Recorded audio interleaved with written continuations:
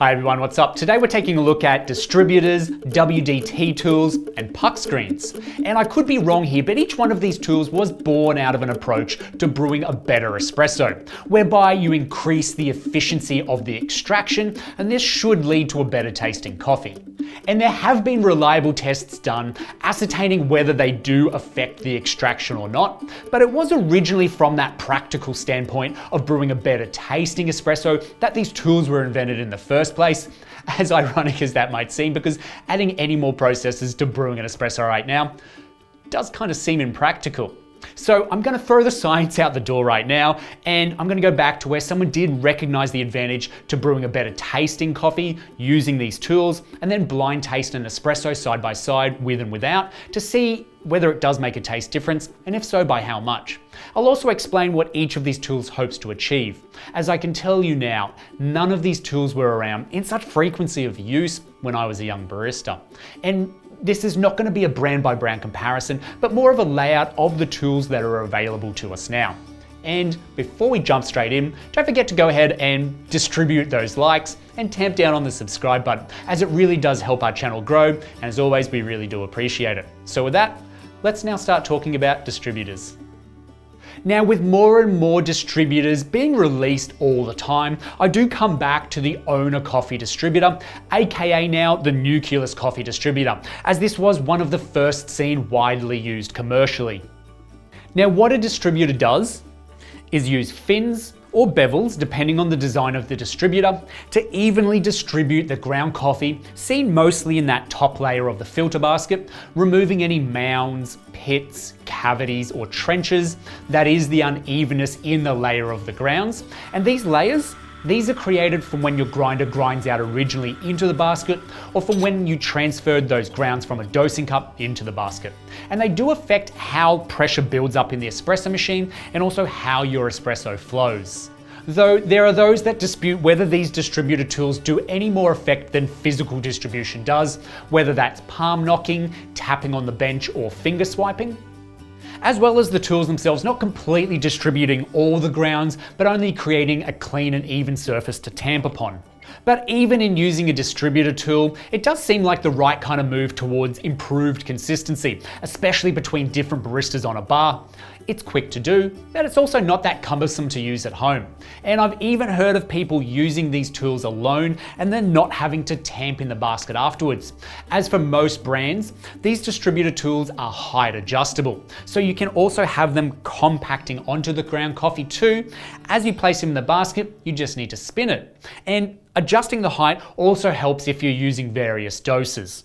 So let's now make 2 espressos, one using the NCD and one without, and see if I can taste any major differences. All right, testing distribution. Now I'm excited because this is like my second coffee of today. And we're gonna use the NCD, got the Eureka Mignon, the Rancilio. We're gonna run an 18 in, 36 out in around 24, 25 seconds. Now I've picked up a couple of little dots. Red on the bottom of this glass is going to represent none of the tools, and green is going to be representing the espresso made with the tools. Picked up a little Lazy Susan. So this is how we're going to do blind testings today. I'm just going to place the cups on there. They're going to spin around. I'm going to turn around, let them spin, and it'll be anyone's guesses when it stops. And then I can taste them and put my taste buds to the test. Well, put the tools to the tests. Hopefully one shines brighter than the other. Let's get started.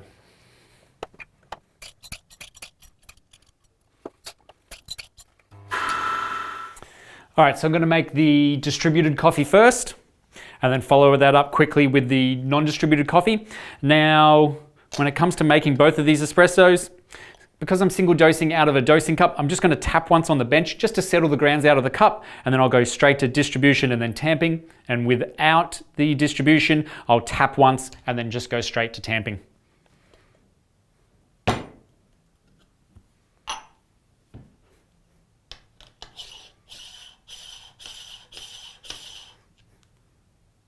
Man, they look so clean when you finish that.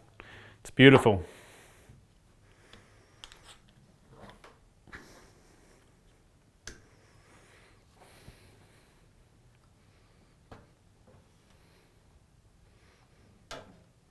So green was tools.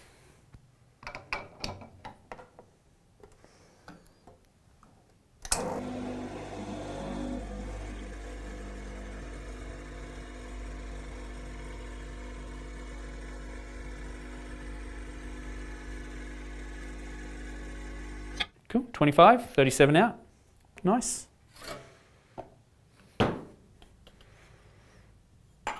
And tamp.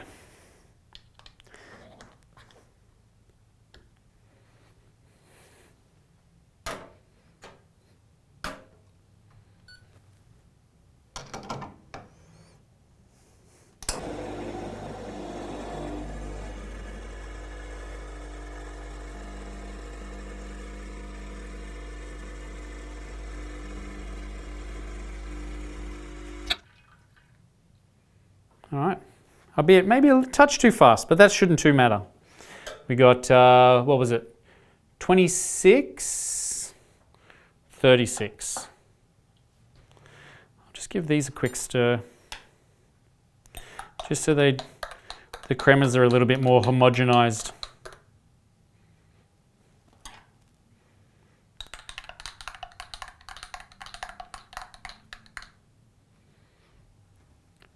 All right, let's do this. Spinning, spinning, spinning, spinning, spinning, spinning. Blind tasting. What am I going to do while I'm waiting? I mean, I could have some M&Ms. That's going to ruin my taste buds. I might just read a book.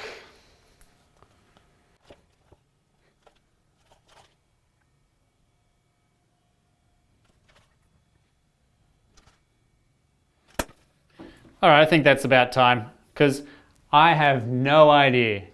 And you know what? I'm not even going to look. I'm just going to unplug it when it kind of like settles there. There we go. Whew. Distribution or not to distribute? That is the question.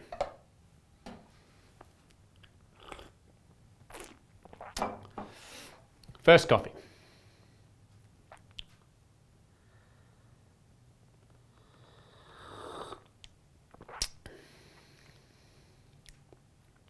All right, it's definitely the coffee. Can taste it.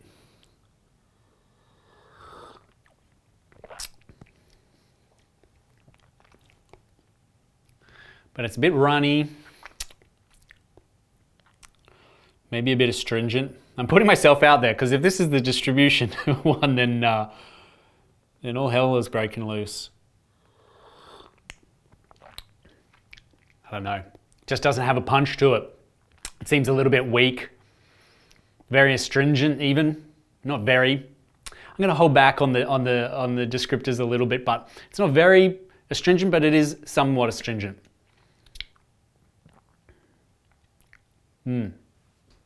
Yeah. I'm not sold already that because that's pretty poor, but let's hope the other ones are better or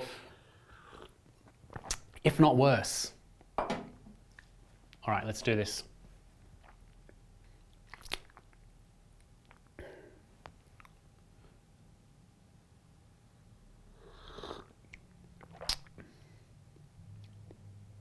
Yeah, that's way better. Smoother.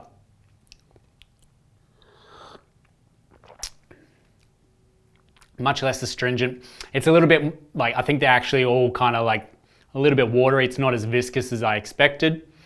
But otherwise, just sweeter in general, much less astringency. Far better ending aftertaste on the espresso too. This is much more enjoyable. Yeah, like that to me stands out quite clearly. Geez, I hope I'm right. This one was the no tools, and this one was the tools. Green, red. No, red, green. Am I right? Red, green. Yeah. So definitely could taste the distribution in that. That was impressive. That's really nice. That doesn't quite work for me. Next, WDT Tools or the Waste Distribution Tool. These are needle-like instruments that were designed to break up large clumps or particles of grounds being dosed out by your grinder. So in essence, a WDT tool helps for that lack of performance within a grinder. But there is more to it than just that, as it is suggested that where a distributor tool compacts and presses out any unevenness in the layers in the filter basket, a WDT tool effectively eliminates these layers altogether, and it aims to achieve a relatively even density within the grounds throughout the entire filter basket. Now, this has to be one of the most cumbersome tools to use in espresso preparation, but there are versions out there that would suit a faster and more productive workflow, and these are used in a similar way to a distribution tool, whereby you place them on top of the filter basket and then you give them a spin and then remove. Though they are a little less effective in eliminating those layers, and they work more towards passively managing channeling in a way that's more predictable. However, either of these tools are aiming to do the same thing, which is impacting the entire volume and density of the grounds, breaking up any clumps and homogenizing the layers found within the grounds. And this should increase the espresso extraction and get a better flavor out. And for what it's worth, you will also be increasing the flow rate, so just be aware of that. The speed at which the espresso brews out, if using a WDT tool, will be slightly faster than if you hadn't used one. So this in turn may allow you to fine your grind up even more and increase the extraction if the coffee allows it, or it might just mitigate channeling and then improve upon any hallmark flavors like astringency and bitterness that do come from a poorer extraction. And also note that most users report that they still use a distribution tool after WDTing. And also keep in mind that when you are WDTing, you might also want to use one of these shot collars to avoid any mess across the bench. So we'll do that now for one espresso and not with the other, and see if I can pick the difference. All right, to WDT or not WDT? That's the question right now. And I know I just said we will distribute after WDTing, but I will just leave that out because we've already established that distributing does benefit the flavor of the espresso. So hopefully, I will just leave the WDT to speak for itself, but I will settle the grounds a little bit more in this round between tools and no tools, just so I could get a good enough tamp. I've got my glasses, I've got my spinny thing. Let's just get started, shall we?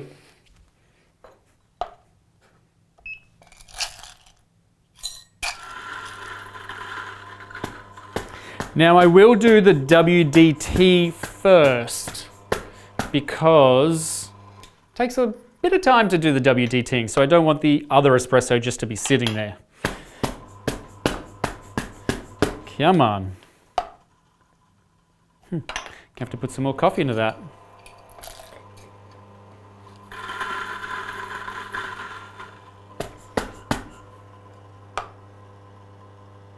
Yeah, there it is. Nice.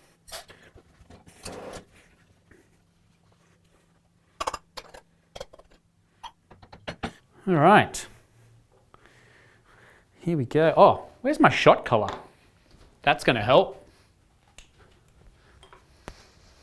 Do not want to make a mess.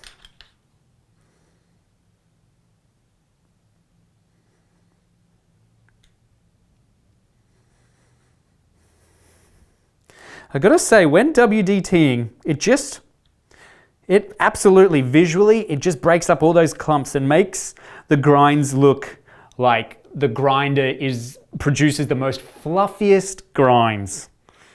It is a joy to look at visually. And it kind of puts space in between all the grinds, so you can see why the flow of the espresso is a little bit faster because of that. All right, I think that's enough. It's looking pretty good. Now, when you WDT, there's a few ways to go about it, but you can, I guess the best method is to dive down deep and do the bottom of the basket first, a couple of circles, smaller circles around, and then inside working the way in, possibly back out again, and then kind of midway through the basket, and then bring it up, and then just do the top so you're able to level out that surface good enough for tamping. So it's kind of like you're doing, you're laterally moving the grinds, but you're also using these needles all the way down, in the middle, and up top as well. Working through those layers and trying to intermix them all so they're all homogeneous. I love a WDT tool that can sit upright like that. Now I dropped one the other day and those needles just bent straight away. That looks pretty good.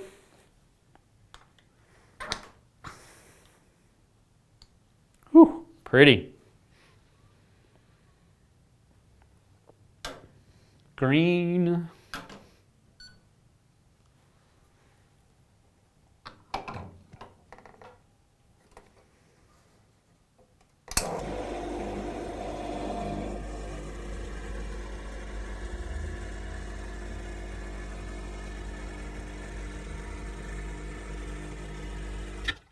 Nice. 24 and 36. All right, and not to WDT.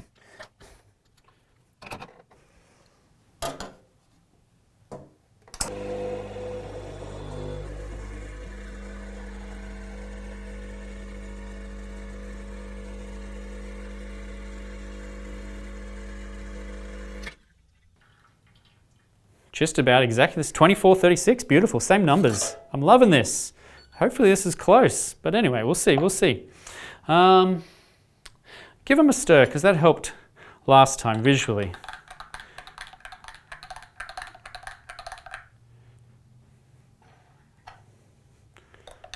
Those cremas now look the same pretty much. Whereas before, you can kind of even pick the cremas. All right, here we go on our little circuit. There should be some like elevator music or something. I don't even know. Another book.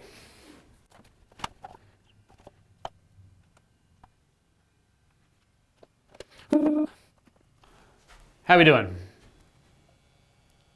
Just gonna stop this in my peripherals. There we go. Good. All right, WDT or not WDT? I feel like with the distribution, I was a little bit like, I know which one. But this, honestly, the way they flowed, the way they came out, the way they looked, I'm a little more skeptical I'm going to be able to pick the right one. Let's do this.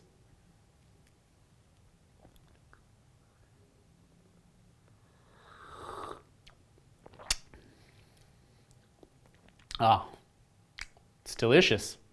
That's even better than any of the other two from the distribution.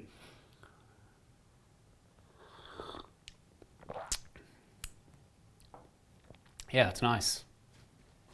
Clean, smooth, sweet, lingering aftertaste.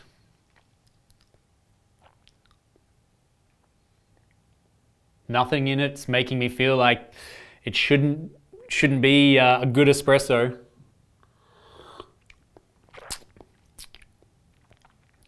It's delicious. Pretty good. It's got me scared and excited. All right.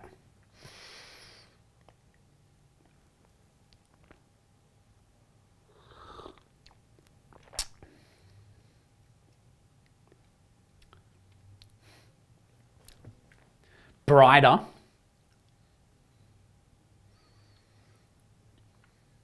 Pretty well as sweet, but a little bit like, I guess, juicy. When I say brighter, it's like, yeah, a little bit more acidity to it, a little more juiciness. There's a lot more aroma in this than there is in this one. Yeah, it's like a more fruitier aroma for sure. There's more body in it as well. Like I would say, this is a really nice espresso and this kind of completes it. Whew.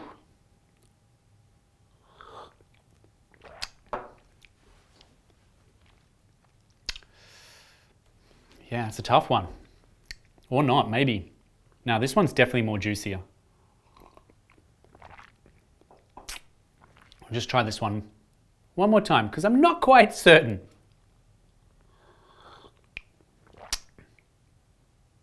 Yeah, this one's more enjoyable on that fruitier front. All right, so if I was to guess, I've almost drunk all of them. Wow. If I was to guess, this is the WDT. And this is the no tools. Let's see. Dun, dun, dun, dun. What did I say? This is the WTT, this is no tools. I was wrong. There you go. That's what happens when you're blind tasting. No tools, WDT. Like, it was a good espresso. Really good, smooth, clean, there was nothing bad about it. I don't know, I just enjoyed this one more. Interesting, very interesting. Maybe, you know what? I'm not a professional WDT either, so if you have me on my technique, just let me know in the comment section down below, because I want to master this. I want to master it and know how to get a better espresso out of it. Let's move on. Puck screens. Now these are my personal favorite, although I don't use these often enough, or in fact any of these tools really. I do recall though people using AeroPress filter papers in their portafilters during espresso brewing, so I wasn't all that surprised when I saw these being manufactured and have since gone on to become popular. And even something like the Flare 58, these are now standard issue. Puck screens are hard discs of woven metal material that you place on the tamped bed of coffee, and then you leave it there during the extraction phase. And having them there, it's meant to soften that initial phase of water contact as it gets pumped into the group head on top of the bed of coffee. So it evens out the flow of water to be less focused into one area. And then it minimizes channeling that way. Channeling being those violent squirts of water, much less coffee, that cut through the extraction. And you can see these at the bottom of your filter basket. Many of these will lead to an under-extracted, poor tasting coffee. Now the secondary benefit of these puck screens, and one of the other good reasons why they come in handy, especially with something like the Flare 58 for example, is that it limits the amount of ground coffee that gets inevitably sucked back up into the shower screen or the three-way solenoid valve of an espresso machine when you finish brewing. So it helps on the effective delivery of water to the ground coffee, minimizing or eliminating channeling, and it also helps keep your machine nice and clean after brewing.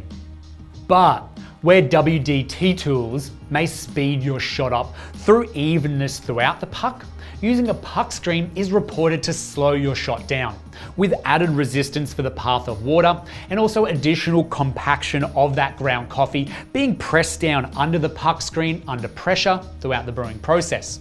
So let's now test it out. We'll match brewing an espresso with and without a puck screen and see if there's a difference in taste. All right, using a puck screen or not, you know the drill already. Let's just make some coffee. I'm gonna make the espresso without the puck screen first, and then the one with the puck screen second. So let's get started.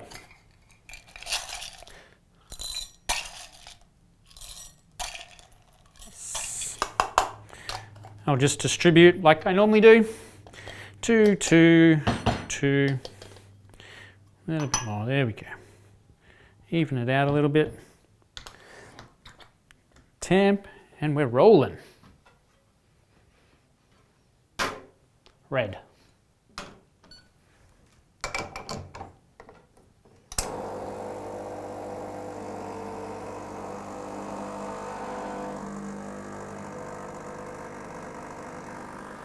Sweet.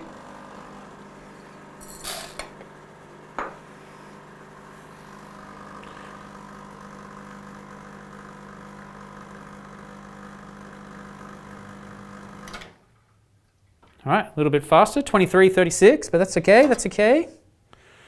Sit that there. Yep. Now, I'm not going to tamp on top of the puck screen, but I know some people do. Yeah, we're just not going to do that today. But you can do that. Puck screen. Well, it definitely feels a little bit tighter when you're pulling it into the group head. The puck screen taking up that little bit extra space.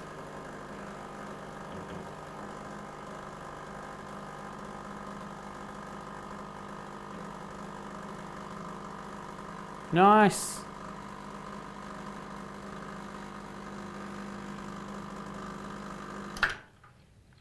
All right, pretty well close. That's good. That's good. Yeah, is it? Volumes. 37, 38.6. Yeah, that's all right. That's cool. Works for me. That's pretty close. Gonna give it a stir.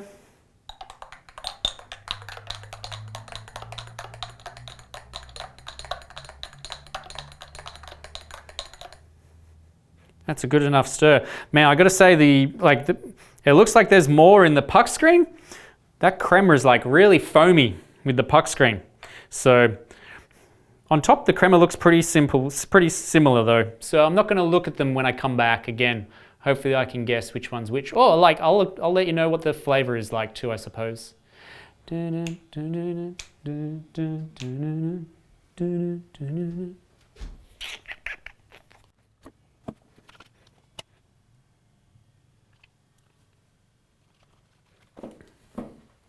Whew, almost got carried away with that one.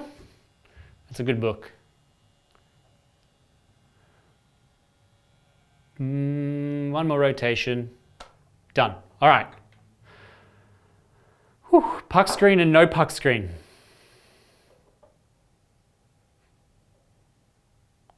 Let's taste this one. See how we go.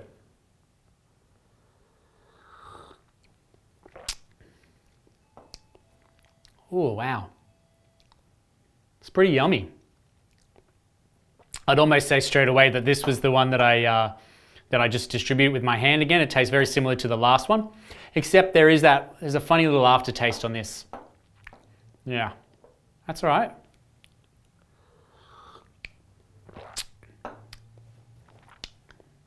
Tastes pretty good though. Yeah, I wouldn't mind it. Slight bitterness to it. Otherwise pretty good. All right, yeah, I know where that's at. It's kind of like your average espresso. It hasn't been, I will say it's not been the favorite yet, but it's up there, it's up there. This one now.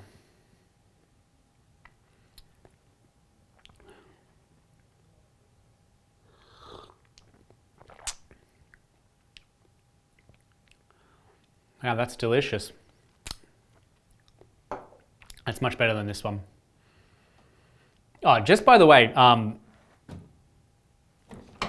one thing about puck screens is don't forget that they're in there because you can easily bang them out straight into the bin. We wouldn't want to be doing that. Yeah, this one has a little bit of everything to it.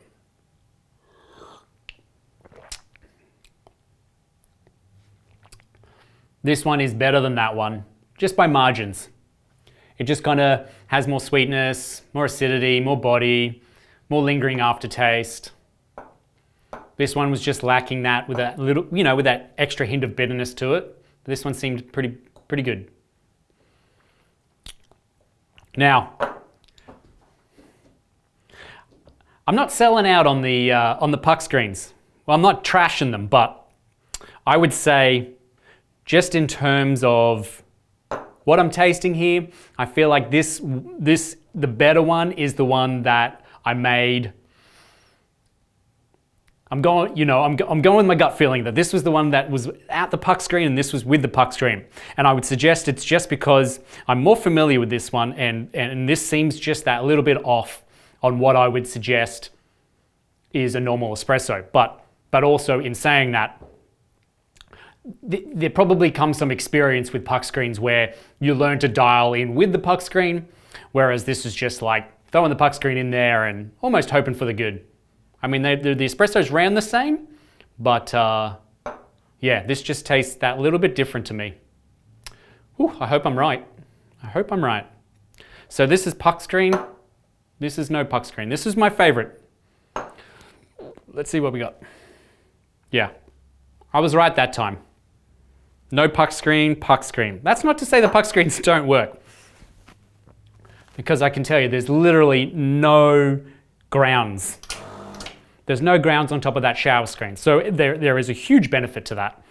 But I would probably just play around with it a little bit more, adjust it just so I can fine-tune the flavor of the espresso there, the extraction. So there's that, and then there's also just, I guess, the biggest benefit being it's super clean too. Yeah, I like that. That was enjoyable. Actually, I will say that was probably the hardest and more concerning out of those 3 tests, because I knew the puck screen, whereas the others might change the flow. This was definitely going to change the flow of the espresso. So we would have had to adjust it that little bit coarser anyway. And that's probably what did it. Interesting. What's next? Now lastly, and the one I've been most curious about, a final test to completely wipe me out on the caffeine spectrum here. Let's brew an espresso using my regular daily method versus the new age method of WDTing, distributing, and using a puck screen, and see if my presumed way of making a tasty coffee could be something even greater than I imagine. I don't actually know anyone who uses all 3, like a WDT, a distributor, and the puck screen. But we're just going to do it today because why not? I'm curious at least the difference between making a regular espresso without them and putting them all together and seeing what we got. Maybe it's the wrong thing to do. I don't know. I feel like if there was one thing I would leave out, it would probably be the puck screen, because it did seem to disrupt the normal flow of things otherwise. The puck screen is like a whole nother ball game, whereas these just incrementally improve what we're working upon. But let's just get started, shall we? Let's just get started. I'll probably do that espresso first because it's going to take a bit of time, and then I'll do the regular espresso. Cool. Fluffy, fluffy, fluffy.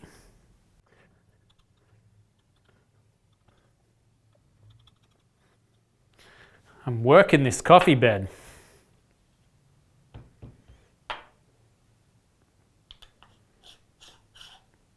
Distribute.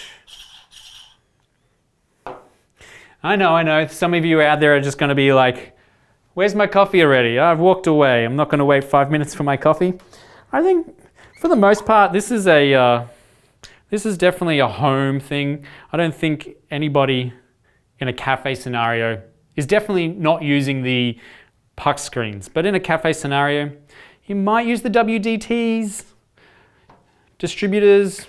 I don't know if you're using all of them at once. Certainly not in a busy cafe. Green.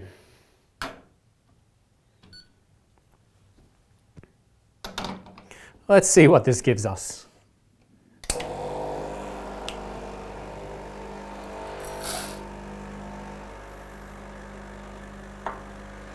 All right. Man, that's interesting. That was the quickest single stream of an espresso I've ever seen to come down. Wow.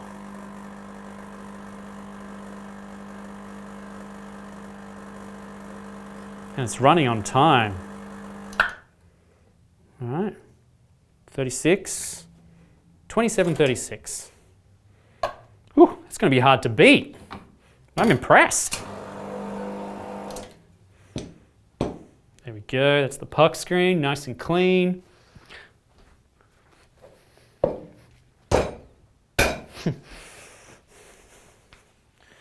All right, this is what I do daily. This is what I normally do daily.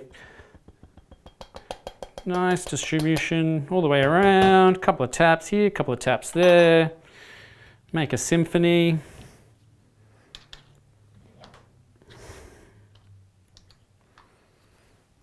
Let's do this.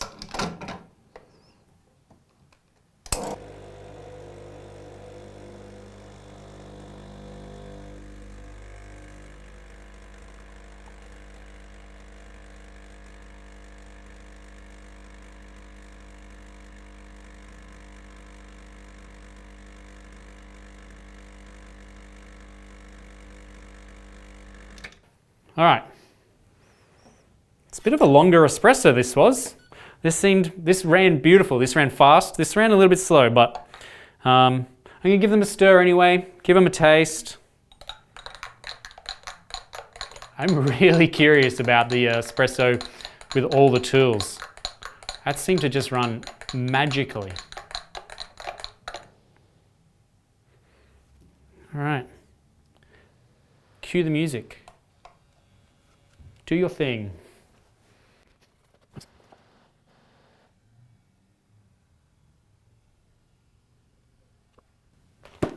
All right. Another book I could get stuck into and forget what time it is. Let's taste some more. This has got to be my last espressos for today. I think I'm up to like 12.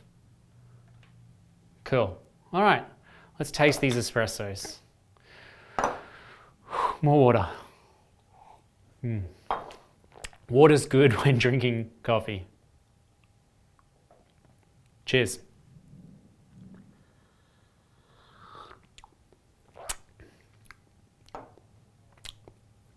Okay.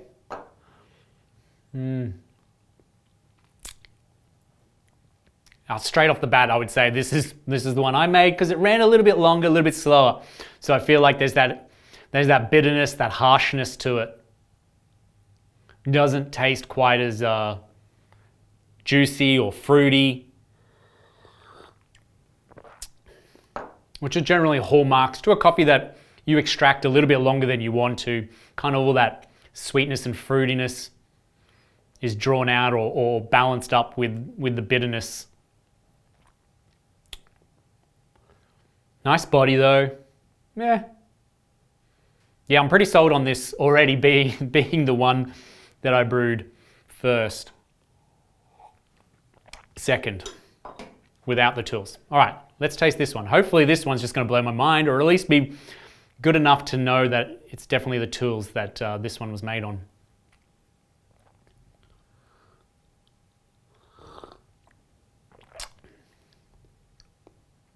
Okay. Much smoother, sweeter. Like everything's a little bit rounder. I wouldn't say it's just like poppin' or juicy. I feel like the best espresso out of all of these is still the espresso I made, just distribution, and it was when I was using the WDT tool only. And that's just espresso for you. Not every espresso is going to be the same. When you're comparing espressos,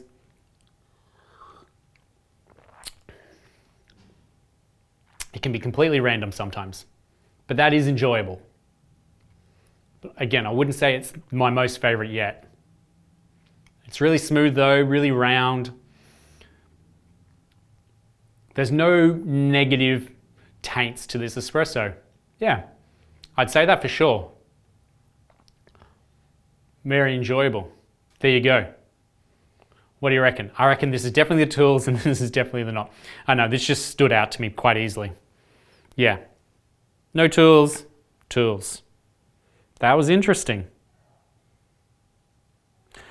I think that's enough espresso for me today, for sure. Gonna have a lie down, if I can possibly manage that. Well, if you have any questions on any of these tools, throw them in the comment section down below. Add any of your own experiences with these tools. Definitely, possibly not using them all at once is going to be a great thing, but I can see the benefits in each individually. And thanks for watching to the end of this video, and we'll see you in the next one.